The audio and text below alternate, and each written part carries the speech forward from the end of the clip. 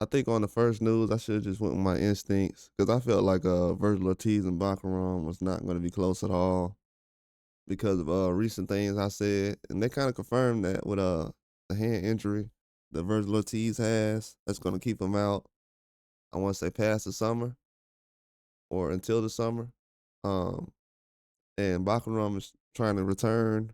I want to say before the summer comes back, as far as getting a fight lined up. And right now, he's in between 54 and 160 as far as his intentions to fight.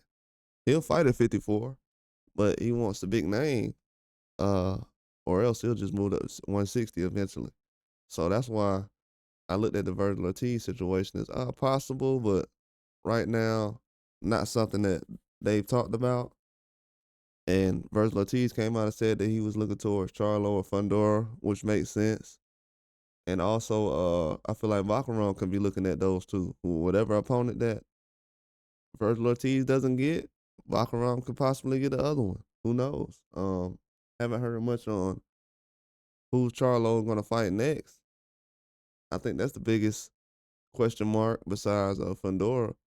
But Virgil Ortiz and Baccarat fighting right now just looks kind of impossible.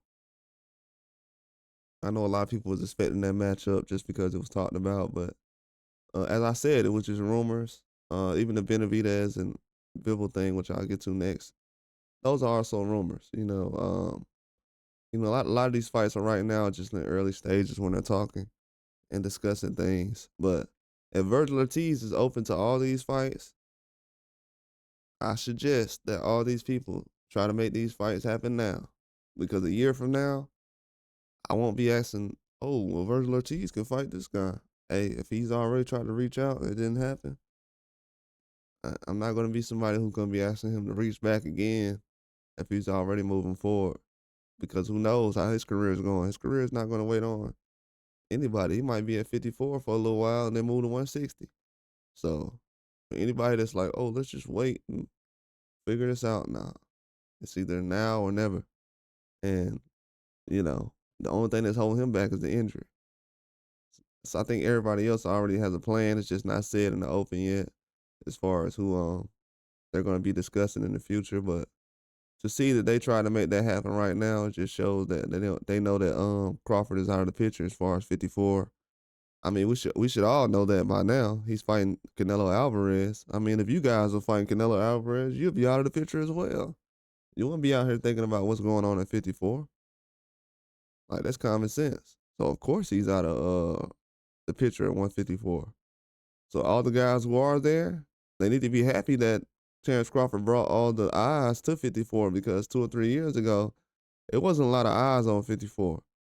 A lot of these same guys was at 54, and people weren't really paying attention to them as contenders and champions. So I feel like Terrence Crawford actually jumped into the division for one fight, brought a lot more eyes to it than Charlo getting undisputed in that division because a lot of people wasn't looking towards Conwell or um, Fundora. They was thinking he was too young, and Tim Tszyu wasn't in the picture that much up until he started calling out Charlo. So a lot of things have changed since then, but you know, 54 is definitely Baccarat, a mandatory for Charlo. So yeah, a lot of things have changed since then, which is good, but it's gonna open up a lot more big fights.